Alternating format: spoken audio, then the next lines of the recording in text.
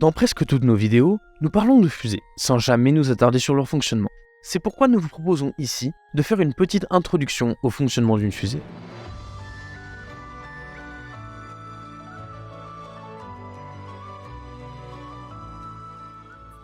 Avant de s'attaquer au problème, il nous semble important de commencer par les objectifs d'une fusée. Une fusée a pour but premier d'atteindre l'espace afin d'y échanger du matériel, comme des satellites ou des êtres vivants. De plus, une fusée doit aussi pouvoir manœuvrer afin de bien se placer dans l'espace. Ceci est en partie géré par la fusée dans un premier temps, et en général, le satellite que l'on met dans l'espace se charge lui-même de se placer plus précisément. Il ne nous manque plus qu'une définition pour clarifier cet objectif. Il s'agit de définir ce qu'est l'espace, enfin plutôt à partir d'où celui-ci commence.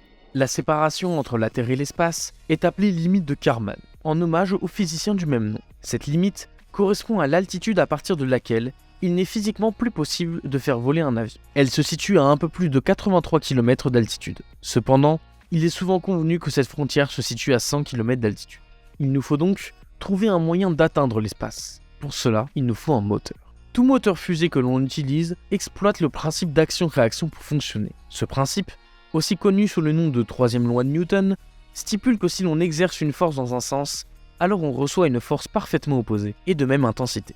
Prenons par exemple une arme à feu. Un canon projette à grande vitesse un boulet. D'après le principe d'action-réaction, le canon subit une force dans l'autre sens et recule donc. On appelle donc ça le recul d'une arme. L'idée la plus simple pour illustrer ce phénomène est de réaliser une fusée à eau. On prend une bouteille que l'on remplit d'eau mise sous pression. Grâce à un trou réalisé sous la fusée, l'eau sous pression est éjectée de la bouteille, tel un boulet éjecté du canon. Par le principe d'action-réaction, notre fusée improvisée est donc projetée vers le haut. Malheureusement, cette méthode ne permet pas une très grande poussée, ce qui fait qu'elle est inutilisable pour des fusées plus grandes, ne permettant donc pas d'atteindre l'espace. Néanmoins, ce principe est utilisé par certains moteurs de Reaction Control System, abrégés en RCS, qui ont pour but de bien orienter une capsule ou des satellites dans l'espace, à la différence que ceux-ci utilisent du gaz au lieu de l'eau.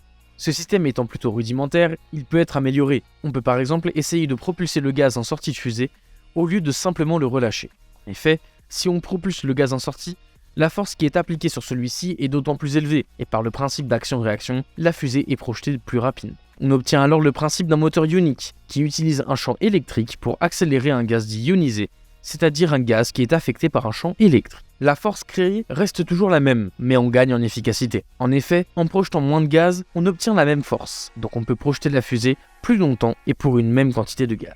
Ce qui permet donc une très grande efficacité de ces moteurs, malgré leur faible puissance. C'est pourquoi ces moteurs sont beaucoup utilisés une fois dans l'espace. En effet, dans l'espace, sans air ni gravité, il suffit d'une force très faible pour faire bouger des objets même immenses. On privilégie donc ce type de moteur très efficace à long terme. Mais cela n'est pas notre objectif pour le moment, on veut aller dans l'espace. Donc comment faire ? Si nous gardons ce principe d'éjection de gaz, comment pourrions-nous faire pour l'accélérer encore plus et ainsi aller plus haut ? Sachant qu'on ne peut pas se permettre de mettre ce gaz sous très forte pression, car on n'arriverait tout simplement pas à le stocker. Il faudrait alors augmenter rapidement et d'un coup la pression en sortie de la fusée. Cela permet d'utiliser la forte pression du gaz tout en évitant le problème du stockage. Heureusement pour nous, on connaît déjà un phénomène qui permet de créer très rapidement de très grandes pressions. C'est ce qu'on appelle une explosion. Cependant, on peut facilement comprendre qu'utiliser une bombe est relativement dangereux. Néanmoins, on peut imaginer lancer de petites bombes en dessous de la fusée qui, en explosant, nous propulse vers le haut. L'objectif final étant d'obtenir une poussée continue en relançant une bombe à chaque fois que la dernière explose. Le projet Orion était justement une tentative de l'utilisation de cette méthode en utilisant des bombes nucléaires, mais sans grande réussite. L'idée est donc plutôt de réaliser une explosion continue et contrôlée à la sortie de la fusée. On parle alors de combustion. Cette méthode est déjà connue et utilisée depuis au moins l'an 904, il s'agit tout simplement des feux d'artifice. Pour une fusée, il faut donc construire un gros feu d'artifice qui n'explose pas à la fin. En tout cas, normalement. De plus, il est préférable de pouvoir contrôler les mouvements de la fusée. Pour cela, on utilise une tuyère qui a pour but de diriger le gaz en sortie de la fusée. L'un des problèmes de ce type de fusée reste cependant que leur moteur consomme beaucoup de combustible, en l'occurrence de la poudre. Or, celle-ci alourdit énormément la fusée. Pour régler ce problème, il faudrait pouvoir utiliser un liquide, voire un gaz qui est bien plus léger, et permet donc d'en conserver plus sans trop pénaliser la fusée. C'est ainsi qu'est né le moteur à carburant liquide. Les moteurs de ce type sont très diversifiés avec énormément de variantes. Le modèle classique, généralement utilisé, est celui utilisant deux gaz qui sont combinés puis brûlés. Ce mélange ainsi que l'allumage sont réalisés dans une chambre de combustion, placée juste avant la tuyère, ce qui permet de bien contrôler la réaction. Encore aujourd'hui, toutes nos fusées utilisent l'un des moteurs présentés précédemment à quelques variantes près. À partir de là, le principe reste le même, bien que les méthodes employées peuvent varier. La seule grosse amélioration possible désormais est de construire plus gros. Mais cela relève un paradoxe. Plus la fusée est grosse, plus elle est lourde. Si elle est plus lourde, ça veut dire qu'il faut plus de carburant pour l'amener dans l'espace.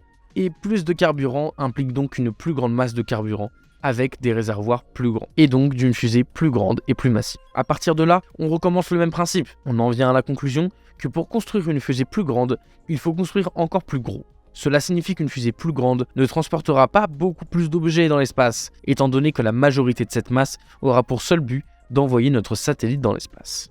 Prenons par exemple le lanceur Atlas 5. Cette fusée pèse un total de 340 tonnes, charge utile comprise. Le carburant pèse 305 tonnes et la fusée à elle seule pèse 30 tonnes. La fusée semble presque légère comparée au carburant et la charge utile paraît ridiculement légère. La charge utile représente à peu près 1,5% de la masse totale. Prenons une fusée encore plus grande, la Saturne V. Dans son cas, le carburant représente 93% de la masse totale. La charge utile, quant à elle, correspond seulement à 4% de la masse totale. Ainsi, sur les 3000 tonnes de la fusée, seulement 120 tonnes atteignent l'orbite terrestre. Cependant, avec la méthode présentée ultérieurement, la charge utile serait encore moins lourde. Afin d'atteindre ces chiffres plus élevés, une astuce a été utilisée. L'idée est qu'une grande partie du carburant est utilisée au début du vol, au bout de quelques minutes. Les réservoirs seraient alors à moitié vides, ce qui veut dire qu'on transporte un réservoir qui n'est utile qu'à moitié. Il s'agit là d'une grande perte de performance. On va alors essayer de se débarrasser de ces réservoirs inutiles. Cela peut être réalisé à l'aide de deux méthodes. La première idée est d'accoler des petites fusées sur la grande, qui l'aident à se propulser au début du vol, puis qui sont larguées au milieu du trajet. C'est la solution utilisée par exemple par la fusée Ariane 5 et la future Ariane 6 de l'ESA. La deuxième méthode est d'utiliser les étages. Chaque étage de la fusée possède ses réservoirs et ses propres moteurs. Au fur et à mesure de la montée, les étages en bas de la fusée sont largués. Ainsi, le satellite est comme le dernier étage de la fusée. Cette méthode était notamment utilisée sur la Saturne V qui pouvait posséder 3 étages distincts en plus de la charge utile. La fusée Falcon 9 de SpaceX, quant à elle, utilise seulement 2 étages. Cependant, les fusées modernes ont tendance à ajouter un dernier facteur. Il s'agit de la récupération partielle ou entière de la fusée. À l'heure actuelle, Rocket Lab, SpaceX et Blue Origin sont capables de récupérer la première partie de la fusée. Cela alourdit la fusée, la rendant donc moins rentable sur un vol, mais permet de faire un grand gain d'argent, car celle-ci va pouvoir être réutilisée. Cette récupération est très complexe et peut être réalisée de différentes manières qui demanderaient une vidéo à part. Merci beaucoup d'avoir écouté et regardé cette vidéo.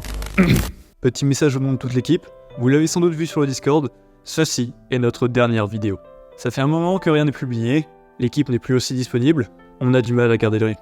Durant des années, on a travaillé, appris et grandi ensemble. Mais maintenant, c'est beaucoup plus difficile à gérer. Le serveur Discord reste ouvert et vous pourrez continuer à échanger. C'est assez triste, mais c'est comme ça. Merci pour tout, et n'oubliez pas de toujours viser la lune, car même si vous n'y arrivez pas, vous finirez dans les étoiles.